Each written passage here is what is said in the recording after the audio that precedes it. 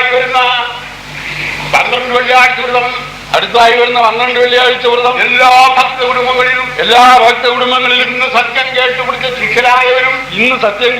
ശിഷ്യരായവരും വളരെ പഴക്കമുള്ളവരും ഇടക്കാലത്ത് ചേർന്നവരും സകലരും വെള്ളിയാഴ്ച വ്രതം എടുക്കേണ്ടത് അത്യാവശ്യമാണ്. എങ്ങനെയാണ് വ്രതം എടുക്കേണ്ടത്? ഒരു നേരം നെല്ലരിച്ചോറേ കഴിക്കാവൂ, ഒരു നേരമേ കഴിക്കാവൂ. 2 or 3 നേരം മറ്റും കഴിച്ചുകൂടാ. 2 നേരമോ 3 നേരമോ കഴിക്കാൻ പാടില്ല. 2 നേരമോ 3 നേരമോ കഴിക്കാൻ പാടില്ല. ഉച്ചയ്ക്ക് ഒരു നേരം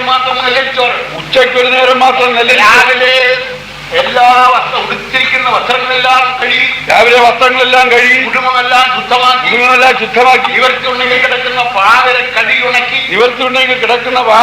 ഉണക്കി, മുറികൾ സിമന്റിട്ടതാണെങ്കിൽ മുറികളെല്ലാം കഴുകി, അല്ലാതുള്ള മെഴുകുന്നതാണെങ്കിൽ ചാണകമിട്ട് മെഴുകി, അല്ലാത്ത മുറികളാണെങ്കിൽ ചാണകമിട്ട് മെഴുകി, കുളിച്ച് ശുദ്ധമായി വന്ന് ഒരു നിലവിളക്ക് എത്തിച്ചു വെച്ച് ഫോട്ടോ വെച്ചിരിക്കുന്ന ഒരു മുറി കാണുമല്ലോ, പൂജാമുറി. അവിടെ വിളക്ക് എത്തിച്ച് നിവർത്തിയും മനസ്സും പോലെ കുഞ്ഞുകുട്ടി ആപാലവിടുന്നു 10 പൈസയോ 1 രൂപയോ 5 രൂപയോ എല്ലാവരും ഓരോരുത്തരായി ദക്ഷിണ വയ്ക്കുക. കുടുംബദോഷം, സന്താനനാശം, ശത്രുദോഷം എന്തെങ്കിലും അങ്ങനെയുള്ള ദോഷങ്ങൾ കുടുംബത്തിലുണ്ടെങ്കിൽ ഒഴിവായി ഉണ്ടായി രക്ഷിക്കണമേ. ആ ദോഷം തീരുവാൻ കരുണ തിരിയുമാറാകണം. ശത്രുദോഷങ്ങൾ ഒഴിയണമേ. മനുഷ്യന്റെ ശത്രുത്വം ഉണ്ടെങ്കിൽ അതും മാറണമേ. ഞങ്ങൾക്കായി ഇന്ന് വാഴുന്ന പൊൻകുടമാകുന്ന ശരീരങ്ങളാൽ വാഴണമേ. ഞങ്ങൾക്കായി വാഴുന്ന ആ ശരീരങ്ങളാൽ വാഴണമേ. ഞങ്ങൾക്കായി വാഴുന്ന തിരുശരീരം നീണാൾ വാഴുമാറാകണം. ആയുസാരോഗ്യത്തോടുകൂടി ഞങ്ങൾക്ക് കാണുവാൻ അനുഗ്രഹിക്കണമേ.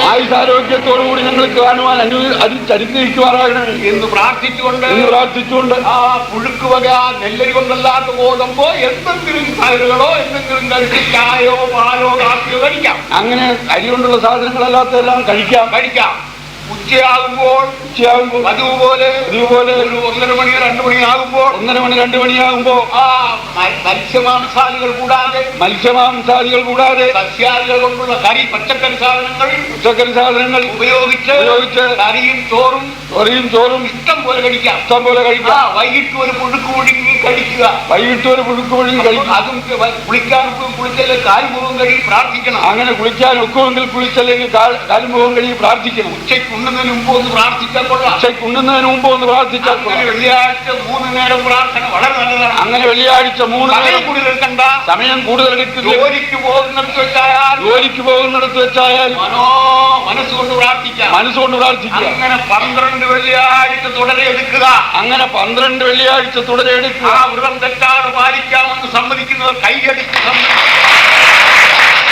12-ാം വെള്ളിയാഴ്ച